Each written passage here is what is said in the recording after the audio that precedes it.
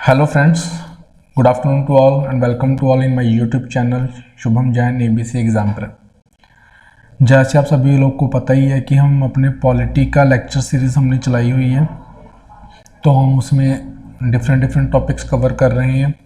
तो ये हमारा part number I think 5th है हमारा पॉलिटी के लेक्चर का। ठीक है, तो इसमें हम दो टॉपिक्स कवर करेंगे। पहला है आपका अमेंडमेंट ऑफ द कॉन्स्टिट्यूशन, यानी कि अगर संविधान में हम कुछ संशोधन कर सकते हैं, कुछ चेंजेस कर सकते हैं, तो उसका प्रोसीजर क्या है, किसके पास राइट है, ठीक है, उसमें क्या क्या रिस्ट्रिक्शंस हैं। ठीक है, नेक्स्ट हम बात करेंगे इसी टॉपिक के साथ रिलेटेड रहेगा, that is your basic structure doctrine, जो आपका सुप्रीम कोर्ट ने इवॉल्व किया था केशवानंदा भारती केस जजमेंट में। ठीक है, उसके अलावा भी हम काफ़ी सारे केसेस यहाँ पे स्टडी करेंगे। उसके बाद हम अल्टीमेटली केशवानंदा भारती केस के बारे में स्टडी करेंगे। ठीक है, तो हम स्टार्ट करते हैं अपना पार्ट नंबर 20 में कॉन्स्टिट्यूशनल अमेंडमेंट एक्ट के बारे में लिखा हुआ है, पार्ट नंबर 20। ठीक है, तो कॉन्स्टिट्यूशनल अमेंडमेंट किया जा सकता है, संविधान में चेंजेस संशोधन किए जा सकते हैं। आर्टिकल नंबर 368 368 ये बात करता है कि हमारे संविधान में चेंजेस की जा सकती हैं। नाउ इसका एक रीज़न ये है कि जो ये डॉक्यूमेंट है, अगर ये डॉक्यूमेंट रिजिड रहेगा, फ्लेक्सिबल नहीं होगा, ठीक है, इसमें चेंजेस नहीं करेंगे, तो हम जो आने वाली आगे की सिचुएशंस हैं, हमारा पॉलिटी चेंज हो रहा है, हमारा कल्चर चेंज हो रहा है, ठीक है, लोगों के बीच के रिलेशंस चेंज हो रहे हैं, तो जो सिचुएशंस आज से 50 साल 70 साल पहले थी, वो सिचुएशंस अभी नहीं है, और आने वाले 70 ईयर्स में वो सिचुएशन जो आज है वो नहीं रहेंगी। तो हमें खुद को क्या बनाना चाहिए, डायनामिक बनाना चाहिए, फ्लेक्सिबल बनाना चाहिए, और रिक्वायर्ड चेंजेस अगर कुछ चीज़ है उसमें टाइम के साथ, समय के साथ, ज़रूरतों के साथ होनी ही चाहिए। इसलिए हमारे संविधान में अमेंडमेंट का जो है वो कंसेप्ट रखा हुआ है। ठीक है, उसके बाद हम बात करते हैं कि इंडियन कॉन्स्टिट्यूशन जो है वो ना तो ज़्यादा रिजिड कॉन्स्टिट्यूशन है और ना ही ज़्यादा फ्लेक्सिबल कॉन्स्टिट्यूशन है।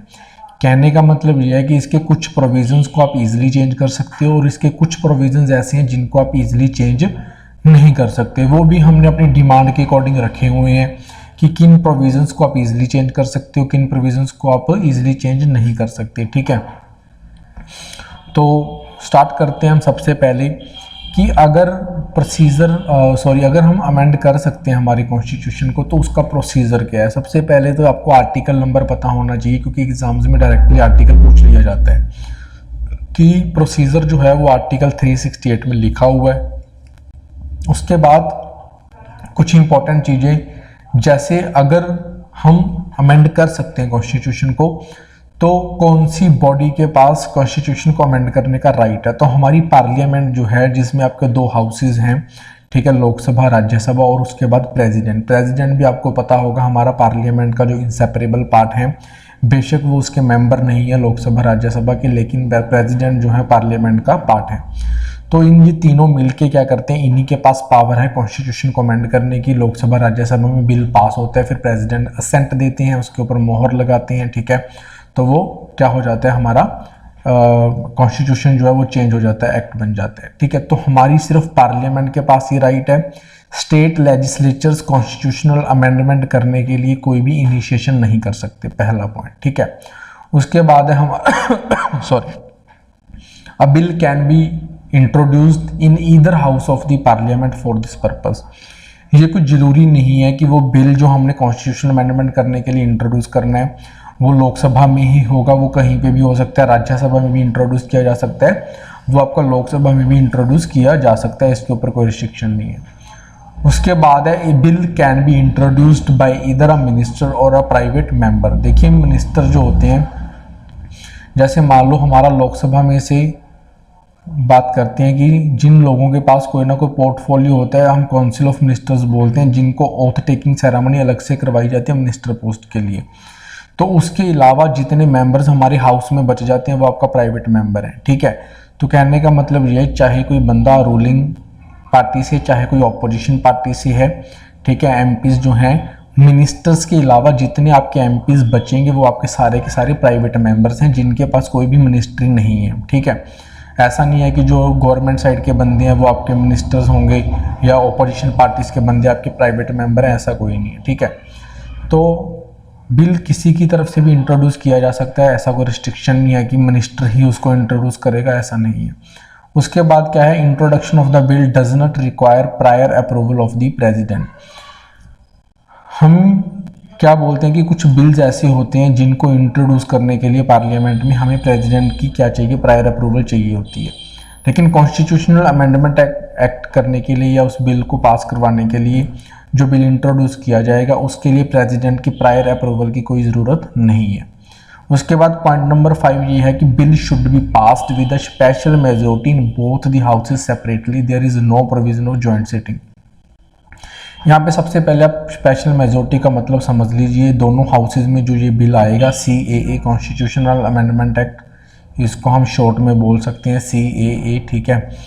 तो ये दोनों हाउसेज में सेपरेटली पास होना चाहिए, लोकसभा में भी राज्यसभा में भी। ऐसा नहीं है कि लोकसभा राज्यसभा की आप जॉइंट सिटिंग बुला सकते हो, कुछ केसेस में आप बुला सकते हो लेकिन कॉन्स्टिट्यूशनल अमेंडमेंट एक्ट में नहीं बुला सकते। कहाँ पे बुला सकते हैं वो सेपरेट वीडियो में देखेंगे जब हम पार्लियामेंट का टॉपिक पढ़ेंगे, ठीक है।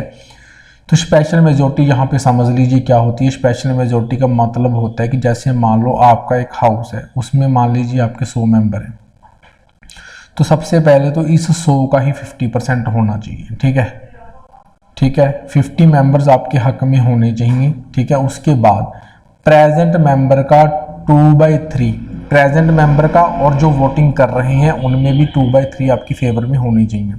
50 से तो वो ज़्यादा ही होने चाहिए, पहली बात तो। सेकंड थिंग, जैसे मान लो जी यहाँ पे 80 मेंबर्स हैं, 80 के 80 वोटिंग कर रहे हैं, ठीक है। मैं यहाँ पे ये नहीं कंसिडर करके चल रहा कि कौन वोटिंग नहीं कर रहा, मैं ये मान के चल रहा हूँ कि 80 प्रेजेंट हैं, 80 के 80 वोटिंग कर रहे हैं, ठीक है। तो यहाँ पे इसका आपका 2/3 मेंबर्स आपके क्या होने चाहिए, हक में होने चाहिए, तभी जाके आपका क्या होगा, वो बिल पास माना जाएगा एक हाउस में से, ठीक है। तो यहाँ पे आप मान लीजिए 160.3 होगा, इसको करके देख लीजिए 5/3 का 53 अप्रोक्स समथिंग मेंबर जो है आपके फेवर में होने चाहिए। ये जो डाटा है वो 50 से तो रिड्यूस नहीं होना चाहिए, 50 तो मिनिमम आपके होने ही चाहिए, ठीक है। तो ये होती है आपकी स्पेशल मेजोरिटी। टोटल मेंबरशिप का 50%, फिर जितने प्रेजेंट हैं और जितने वोटिंग कर रहे हैं, ठीक है, उसका 2/3 आपका फेवर में होना चाहिए, तब जाके वो स्पेशल मेजोरिटी बनती है और हम मानते हैं कि वो स्पेशल मेजोरिटी के साथ बिल क्या हो गया, पास हो गया।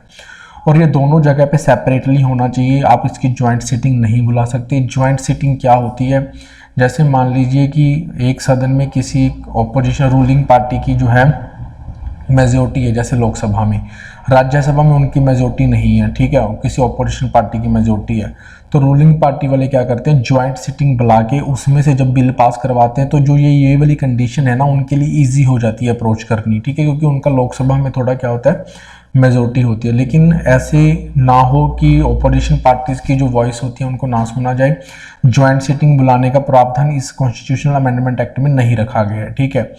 उसके बाद हम बात करते हैं some provisions required ratification by the half of the state legislatures passed by the simple majority.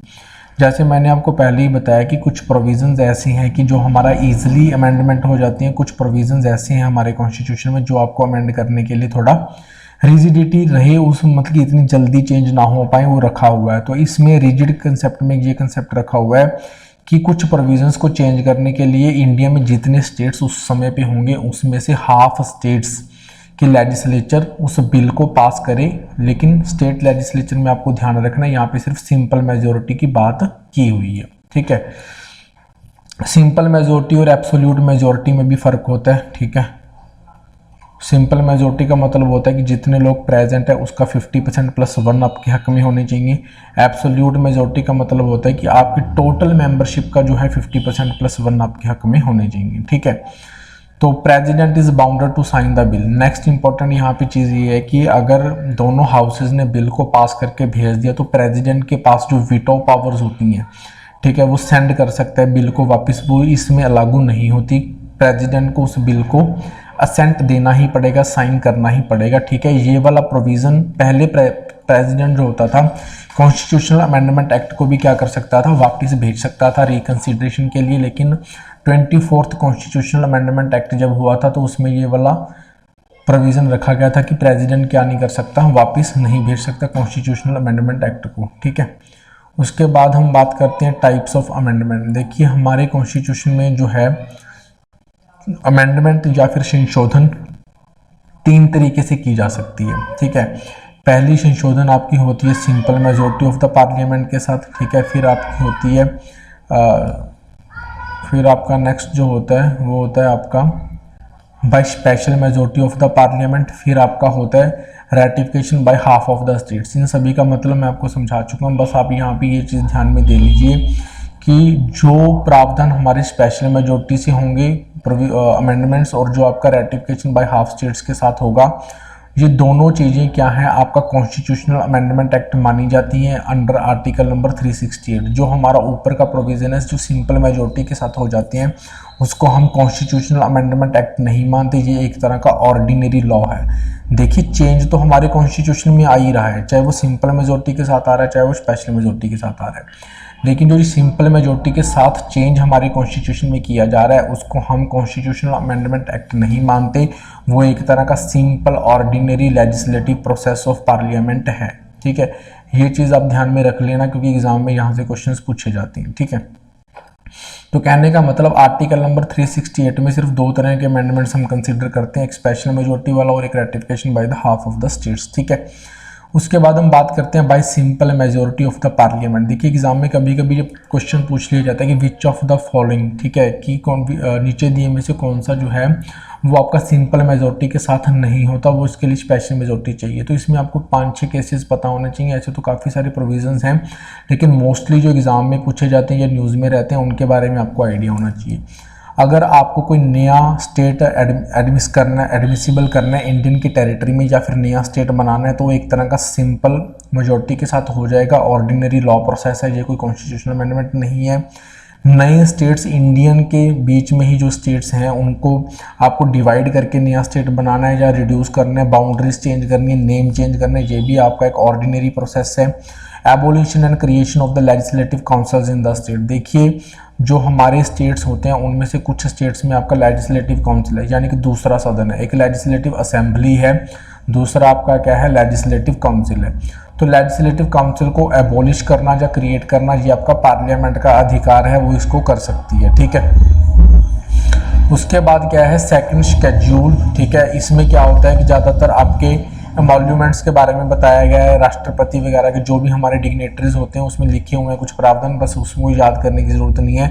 Second schedule को अगर आपको अमेंड करना तो आपका एक सिंपल प्रोसेस है। Quorum in the parliament, quorum in the parliament क्या होता है कि जैसे आपको मेंबरशिप का 10% मिनिमम जो है वहाँ पे मेंबर प्रेजेंट होंगे तभी आपकी सदन की कार्यवाही चलती हुई मानी जाएगी। जैसे मान लीजिए राज्यसभा में हमारी 250 का स्ट्रेंथ था तो इसका 10% मिनिमम जब तक प्रेजेंट नहीं होंगे तब तक राज्यसभा की जो प्रोसीडिंग्स हैं वो स्टार्ट नहीं हो सकती, ठीक है। तो इसको करम बोलते हैं, ठीक है। तो करम जो होता है पार्लियामेंट में अगर इसको चेंज करना है 10% की लिमिट को तो ये एक तरह का ऑर्डिनरी प्रोसेस है। सिटीजनशिप में अगर कुछ चेंजेस करने हैं तो ये भी आपका ऑर्डिनरी प्रोसेस है, ये आपको पता होना चाहिए, इंपॉर्टेंट है क्योंकि CA सिटीजनशिप अमेंडमेंट एक्ट जो है वो भी न्यूज़ में काफ़ी रहता है, ठीक है। इसके अलावा डिलिमिटेशन ऑफ द कॉन्स्टिट्यूएंसीज करनी है। अभी ये क्या होता है पूरा प्रोसेस, इसके ऊपर एक वीडियो बनी हुई है वो आप देख लेना। उसके बाद क्या है कि 5th शेड्यूल को और 6th शेड्यूल को अगर आपको चेंज करना है तब भी आपका एक सिंपल लेजिस्लेटिव प्रोसेस है। स्पेशल मेजोरिटी के साथ होने वाले दो चीज़ें आपको पता होनी चाहिए। फंडामेंटल राइट को चेंज करना है तो स्पेशल मेजोरिटी चाहिए, DPSP को चेंज करना है तो आपको स्पेशल मेजोरिटी चाहिए, ठीक है। इसके अलावा इसमें और सारे प्रोविजंस जो हैं वो स्पेशल मेजोरिटी के साथ चेंज होंगे जो आपका सिंपल मेजोरिटी के साथ नहीं हो सकता, जिसमें स्टेट्स के रेटिफिकेशन की ज़रूरत नहीं होती, ठीक है। वो सारी कैटेगरी इसी में इंक्लूड हो जाती है।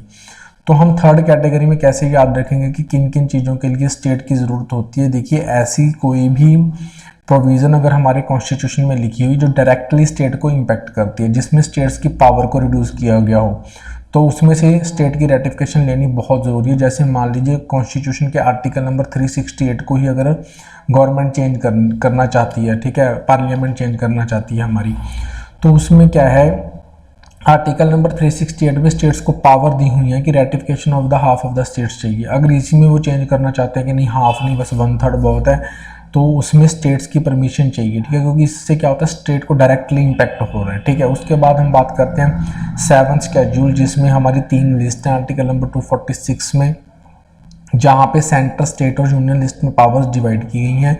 उसको अगर आपको चेंज करना है तो भी आपको स्टेट्स का रेटिफिकेशन चाहिए हाफ ऑफ द स्टेट्स, क्योंकि इनमें क्या होता है कि स्टेट की पावर्स डायरेक्टली इम्पैक्ट करेंगी, ठीक है। उसमें क्या होना चाहिए, आपका स्टेट्स की भी आपको परमिशन लेनी पड़ेगी। अभी क्या होता है कि कॉन्स्टिट्यूशनल अमेंडमेंट अगर कर सकते हैं तो कॉन्स्टिट्यूशन के कौन से प्रोविजंस अमेंड किए जा सकते हैं, कौन से प्रोविजन अमेंड नहीं किए जा सकते, उसके लिए सुप्रीम कोर्ट ने केशवानंद भारती केस में एक फाइनल वर्डिक्ट देते हुए अपना कॉन्स्टिट्यूशन बेंच बनाया था, और उसमें ये वर्डिक्ट दी थी कि basic structure of the constitution को चेंज नहीं किया जा सकता, ठीक है। अभी basic structure of the constitution की अगर मैं बात करूं तो सबसे पहले वही देख लीजिए कि बेसिक स्ट्रक्चर में क्या क्या चीज़ें आ सकती हैं। जैसे मान लीजिए हमारा इंडिया सेकुलरिज्म है, ठीक है, तो ये सेकुलरिज्म हमेशा रहेगा। आप डिमांड नहीं कर सकते कि इसको हिंदू राष्ट्र डिक्लेयर कर दो, ठीक है। आजकल बहुत चल रहा है यार न्यूज़ में, खालिस्तान बना दो, हिंदू राष्ट्र बना दो, तो ऐसे कोई भी चीज़ हमारे कंट्री में हो नहीं सकती। ये हमारा कॉन्स्टिट्यूशन बोलता है, ठीक है। हम तो मतलब इसी में बिलीव करते हैं। बाकी जो चीज़ें हैं वो आप देख लेना क्या चल रहा है आजकल, क्या किस लेवल की डिस्कशन चल रही हैं। ऐसा हम मानते हैं कि धर्मनिरपेक्ष जो है हमारा कंट्री है। जब so this is the basic structure of the constitution. इसको चेंज करके आप लिख नहीं सकते कि भारतीय हिंदू राष्ट्र, ठीक है, ऐसा कुछ नहीं हो सकता। उसके बाद अगर हम बात करें तो फेडरलिज्म में ये है कि अगर स्टेट्स को भी कुछ पावर्स दी गई हैं, सेंटर को भी कुछ पावर्स दी गई हैं, ऐसा नहीं है कि स्टेट्स की पावर को ख़त्म करके सारी पावर यूनियन के पास आ जाएगी, इसको आप चेंज नहीं कर सकते। सुप्रीम कोर्ट की पावर्स को आप कम नहीं कर सकते, ये भी आपका basic structure of the constitution है। तो कुछ चीज़ें ऐसी हैं जिनको पार्लियामेंट चाहकर भी चेंज नहीं कर सकती, ठीक है, उसको हम बोलते हैं basic structure of the constitution. जैसे हमारे इंडिया में अगर पार्लियामेंट्री इलेक्शंस होंगी तो पार्लियामेंट्री सिस्टम ही चलेगा, यहाँ पे प्रेसिडेंशियल इलेक्शंस नहीं हो सकते कि हम डायरेक्टली प्रेसिडेंट को वोट कर रहे हैं, नो, ये सिस्टम फॉलो यहाँ पे किया नहीं जा सकता। तो these are the basic structures of the Indian constitution, ठीक है। उसके बाद हम बात करते हैं कि बेसिक स्ट्रक्चर जो है कॉन्स्टिट्यूशन का वो कैसे इवॉल्व हुआ, ठीक है। आपको ये प्रोसेस पता होनी चाहिए थोड़ी, इसमें इंपॉर्टेंट केसेस हैं वो इंपॉर्टेंट हैं। जैसे मान लीजिए सबसे पहले शंकरी प्रसाद केस आपको पता होना चाहिए कि 1951 में हुआ था। इसमें आपको ज़्यादा को डिटेल बताएंगे नहीं, वो यूपीएससी या पीसीएससी मेंस एग्जाम के लिए इंपॉर्टेंट होती है। जो आपका एमसीक्यूज पॉइंट ऑफ व्यू से इंपॉर्टेंट है वो चीज़ें आपको यहाँ पे मैं बता रहा हूँ कि आपको क्या रिमेंबर करना है। जैसे मान लीजिए शंकरी प्रसाद केस 1951 में जब आया था तो क्यों हुआ था, सुप्रीम कोर्ट में क्या चैलेंज किया गया था।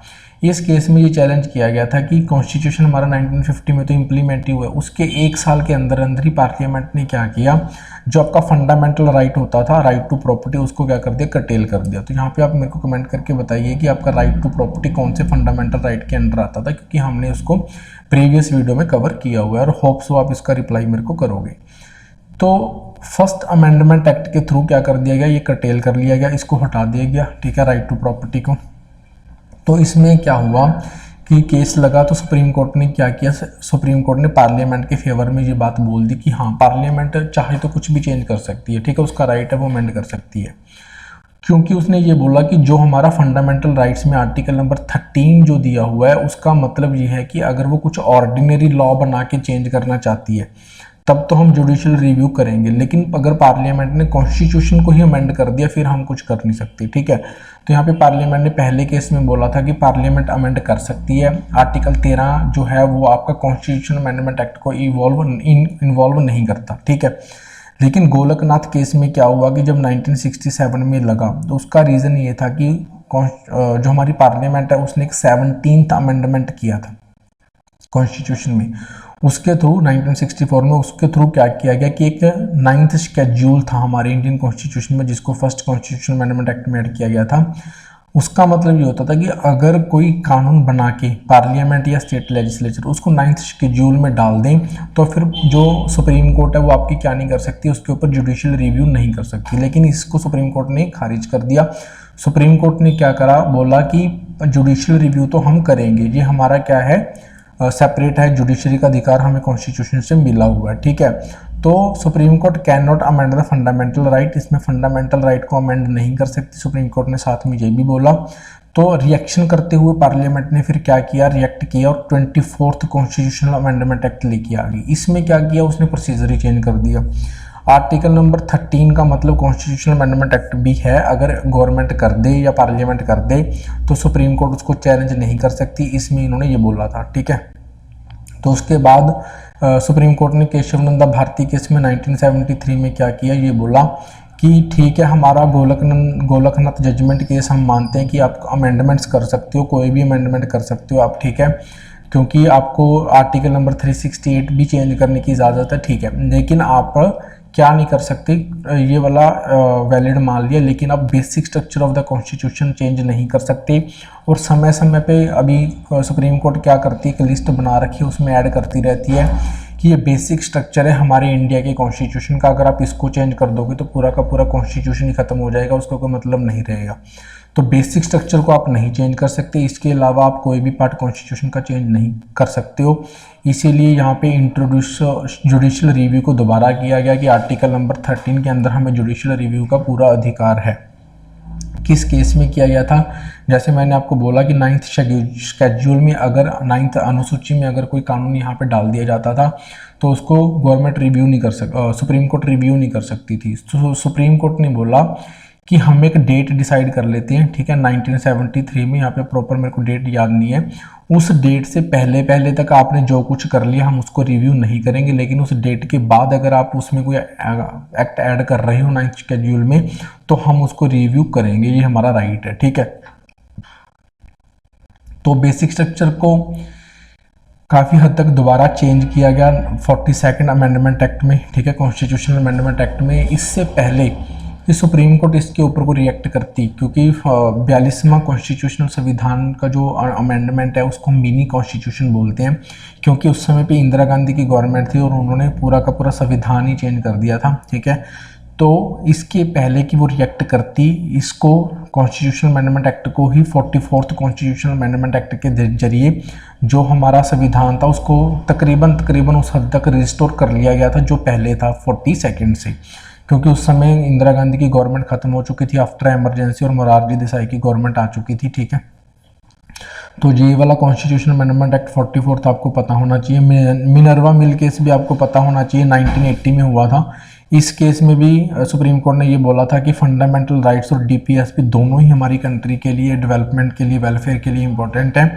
दोनों के बीच एक फाइन बैलेंस रहना चाहिए, तब जाके ही हम फंडामेंटल राइट्स को भी इंजॉय कर सकते हैं और जो हमारा डेवलपमेंट का पर्पज़ है उसको भी हम फुलफिल कर सकते हैं, ठीक है। तो ये आपके लिए इंपॉर्टेंट था। 2 टॉपिक हमारे कवर हो गए हैं, ठीक है। अगर आपको कोई डाउट हुआ तो प्लीज़ मेरे को कमेंट सेक्शन में कमेंट करके बता देना। अदरवाइज़ रिक्वेस्ट यही रहेगी कि आप प्लीज़ वीडियो को जितना शेयर कर सकते हो उतना शेयर करना, सब्सक्राइब कर लो चैनल को। Otherwise thank you for watching the videos.